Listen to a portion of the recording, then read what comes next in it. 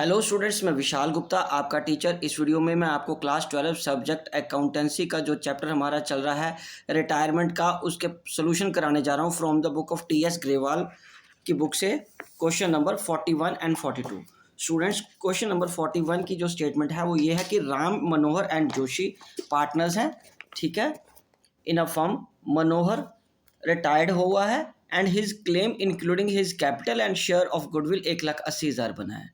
There was an unrecorded furniture estimated at rupees 9,000, half of which was given for an unrecorded liability of 18,000 in the settlement of claim of 9,000, and the remaining half was taken by Manohar at a discount of 10% in part satisfaction of his claim. Balance of Manohar's claim was discharged by bank draft. Pass necessary journal entries to record the above transactions. ठीक है जी। तो चलिए हम इसकी पहले working करते हैं, फिर इसका जर्नल बनाएंगे। तो वर्किंग थोड़ी इसकी इंटरेस्टिंग हो जाएगी, तो मैं इसको पहले पूरे एक अलग पेज पे आपको करके देता हूँ वर्किंग। तो यहाँ पे मैं लिखूंगा वर्किंग नोट क्वेश्चन नंबर 40, ठीक है जी। अमाउंट मनोहर को कितना देना है, मनोहर्स कैपिटल का बैलेंस कितना है, रुपीज़ 1,80,000, मतलब 1,80,000 उसको हमने पे करना है। और ठीक है जी, ये चीज़ का समझ आ गई आपको। उसके बाद फर्नीचर जो अनरिकॉर्डेड है उसकी वैल्यू वो कितनी बता रहा है, फर्नीचर की वैल्यू कितनी बता रहा है, 9,000 की। और उसके दो पार्ट्स करने हैं, एक हाफ हाफ इधर, तो हाफ ये 45 हो गया, हाफ 45 ये हो गया। ये लेके गया एक क्रेडिटर, ये किसके साथ हुआ, ये सारा कुछ क्या है, अनरिकॉर्डेड है, अनरिकॉर्डेड, अंडरस्टूड। ये थोड़ा याद रखना। 4500 को एक 18,000 वाला क्रेडिटर है, वो भी अनरिकॉर्डेड है, क्रेडिटर है अनरिकॉर्डेड, ठीक है जी, अनरिकॉर्डेड लिखा हुआ ना उसने कि 18,000 का जो क्रेडिटर्स है, ठीक है, वो भी अनरिकॉर्डेड है। और उसका 9,000 के साथ इसका सेटलमेंट हुआ है, और रिमेनिंग 9,000 है ना जो, वो टू बी पेड है, वो टू बी पेड। समझ लगे स्टूडेंट्स? हैं जी, चलो गुड। मतलब 9,000 का एक अनरिकॉर्डेड फर्नीचर है, उसके दो पार्ट्स हो जाएंगे, एक 4500, दूसरा 4500।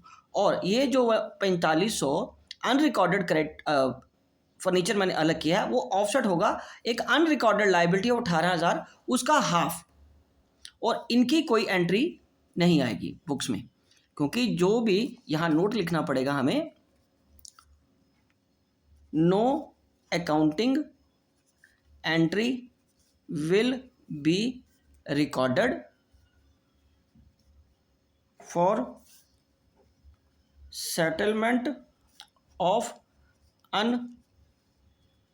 unrecorded liability with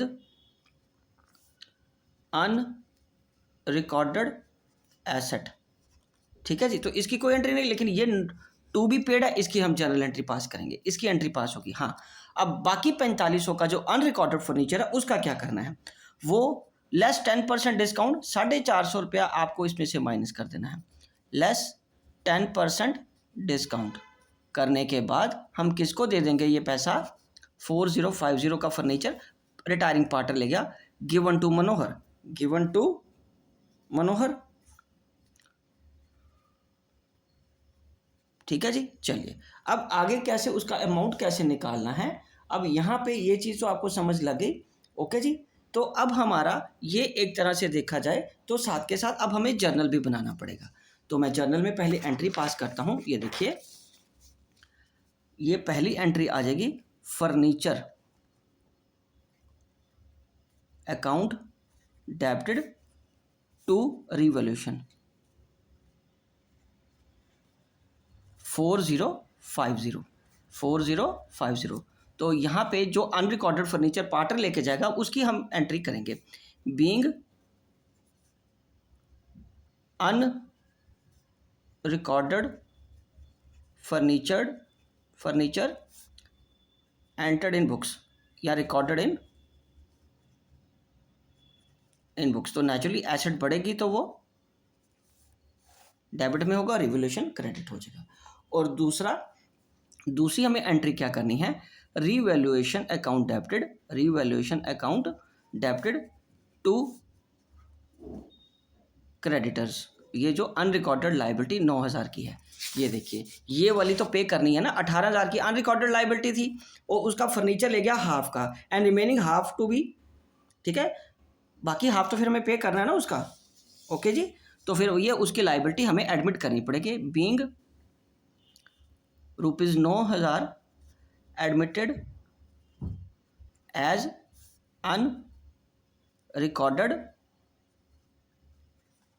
लायबिलिटी, ठीक है जी। तो ये कितना आ गया 9,000, ये कितना आ गया बेटे 9,000 का। ओके जी, चलिए ये हो गया। उसके बाद थर्ड आएगा इसका थर्ड। अब ये लॉस हो गया ना, ये देखो 9,000 का डेबिट है, 4500 का क्या है क्रेडिट है, रिवैल्यूएशन। 9,000 का डेबिट और 4500 का 4050 का क्रेडिट है। तो इसका नेट इफेक्ट मैं ऐसे ही निकाल लेता हूँ, हमें अकाउंट बनाने की जरूरत नहीं है। 4950 आ गया, तो ये लॉस बुक हो गया। ये क्या हो गया, लॉस बुक हो गया ना बेटा, ठीक है जी। तो हमें इसको लॉस में ट्रांसफर कर देना है। ओके, क्योंकि आपका डेबिट साइड ज़्यादा है। मैं आपको यहाँ बना भी देता हूँ, ये देखो रीवैल्यूएशन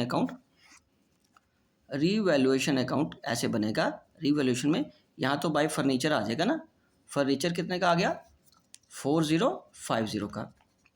टू क्रेडिटर्स जो अनरिकॉर्डेड हैं वो कितने के आ गए 9,000 के।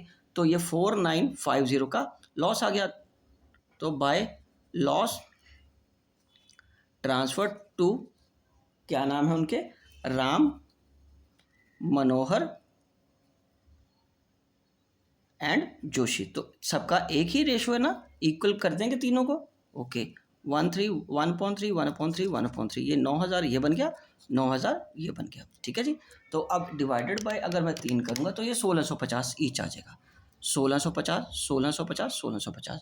तो ये जर्नल एंट्री अब हमें पास करनी है। तो ये जर्नल एंट्री हम इधर पास करेंगे।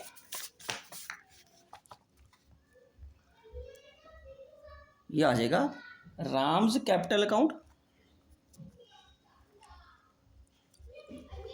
मनोहर्स capital account, Manohar's capital account और जोशीज कैपिटल अकाउंट।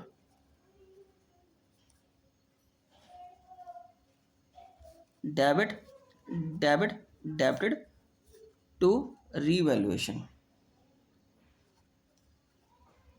अकाउंट, ठीक है जी। 1650 1650 1650 और ये कितना आ जाएगा 4950, ठीक है जी।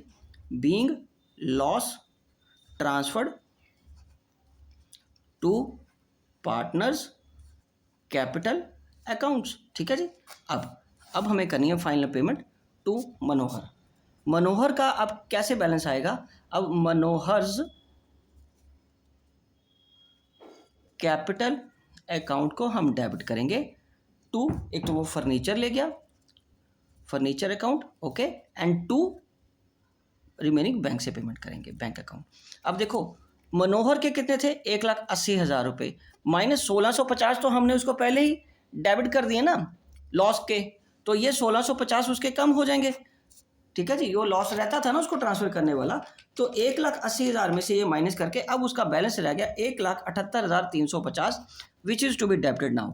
1,78,350 और फर्नीचर कितने का है बोलो बच्चे, फर्नीचर कितने का लेके गया 4050 का, और इसमें से ये माइनस करने के बाद जो फिगर आएगी वो हमें फाइनली पे करनी है उसको 1,74,300, ठीक है जी। तो being furniture given to Manohar and remaining amount paid through check, वो बैंक ड्राफ्ट लिखा ना, थ्रू बैंक ड्राफ्ट एक ही बात है, थ्रू बैंक, ओके जी, ड्राफ्ट, राइट जी। चलो बैंक से पेमेंट होगी उसको। ओके स्टूडेंट्स, चलिए ठीक है, ये क्वेश्चन हो गया कंप्लीट। अब नेक्स्ट क्वेश्चन करते हैं। नेक्स्ट क्वेश्चन है 42nd क्वेश्चन। 42nd क्वेश्चन में हमें बनाना कुछ नहीं है, मतलब कोई अकाउंट नहीं बनाना हमें सिर्फ कुछ कैलकुलेशन करने को उसने बोला है, वो मैं आपको बताता हूँ क्या करना है। 42nd क्वेश्चन यहाँ लिखिए पहले। 42nd क्वेश्चन, ओके जी, तो 42nd क्वेश्चन में हमें क्या बनाना है, एक्स वाई जेड 3 पार्टनर्स हैं, उनकी रेशो क्या है 3:2:1। तो चलिए एक एक करके मैं आपको लिखता जाता हूँ क्या क्या करना है। 3:2:1 ये इनकी क्या है बेटे, ओल्ड रेशो। ओके जी, चलिए नेक्स्ट स्टेप क्या है, अगला वो क्या कह रहा है, on 1 April 2009 Y retires. Okay, Y retires हो गया, वाई रिटायर्स हो गया तो उसका शेयर कितना था 2/6, अलग कर लो उसको। Okay, now X and Z agrees that capital of the new firm shall be fixed at 2,10,000 in the new profit sharing ratio। तो नेचुरली प्रॉफिट शेयरिंग रेशियो तो नहीं हो जाएगा, तो और तो कोई रेशियो गिवन ही नहीं है, ना कोई और स्टेटमेंट में गिवन है। The capital accounts of x and Z after all the adjustments on the retirement छोड़ा बैलेंस ऑफ 1,45,063,000। तो रेशियो का कुछ नहीं किया, तो फिर जब हम इसको बाहर कर देंगे तो 3:1 जो है वही हमारी न्यू रेशियो बन जाती है X:Z की। 3:1 की क्या आ गया, न्यू रेशियो। ओके, तो न्यू फर्म्स कैपिटल कितनी है, न्यू फर्म जो एक्स और जेड की है उसकी कैपिटल अमाउंट कितना है बेटे, हाँ जी, कैपिटल कितना है उसका, एक्स कैपिटल कैसे आएगा, उसका टोटल कैपिटल कितना बनाया उन्होंने 2,10,000, 2,10,000 बना दिया, तो एक्स का कैपिटल आ जाएगा 2,10,000 का 3/4। ठीक है जी, 3/4 करके ये कट के आ जाएगा 1,57,500। और जेड का कैपिटल कितना आएगा बेटे, जेड का कैपिटल आएगा 2,10,000 इंटू 1/4 का कितना आ जाएगा 52,500, 52,500। अब यहाँ लिखेंगे एक्स और जेड, वाई तो फ्रीज हो गया ना, वो तो निकल चुका फर्म से बाहर। अब कैपिटल लिखेंगे after all adjustments, all adjustments के बाद जो कैपिटल बनी थी वो कितनी बनी थी इसकी 1,45,000 का, जो कि बुक्स में गिवन है। ठीक है, और ये 63,000। ठीक है स्टूडेंट्स, अब यहाँ लिखेंगे न्यू कैपिटल, न्यू कैपिटल, और यहाँ लिखेंगे ये कैपिटल आएगा 1,57,500 और 52,000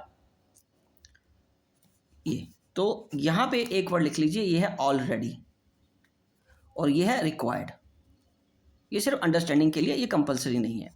ऑलरेडी आप उनकी कैपिटल कितनी है एक्स की 1,45,000 और रिक्वायर्ड कितनी है 1,57,500, तो फिर इसका मतलब ये पैसा लेके आना पड़ेगा उसको। 1,45,000 में से 1,57,000 का जो डिफरेंस है वो है 12,500 का, 12,500 इसको लेके आना पड़ेगा। टू बी ब्रॉट, एक्स के केस में टू बी ब्रॉट हो गया।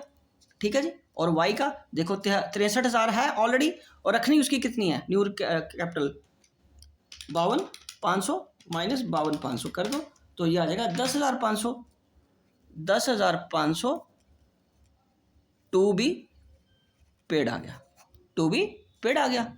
ठीक है स्टूडेंट्स, बस यही करना था, इसकी कोई जर्नल एंट्री नहीं करनी, कोई अकाउंट में नहीं डालना।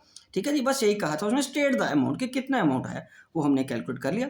न्यू फर्म की कैपिटल भी ये आ गई, दोनों की बता दी है, और ये भी हमारा अमाउंट ठीक आ गया। ठीक है जी, तो स्टूडेंट्स इसी के साथ ये दोनों क्वेश्चन कंप्लीट होते हैं। आई होप कि आपको अच्छे से समझ आ गए होंगे। अब नेक्स्ट क्वेश्चंस के लिए मेरे चैनल को सब्सक्राइब करना ना भूलें और वीडियोस देखते रहें। ओके जी, डन।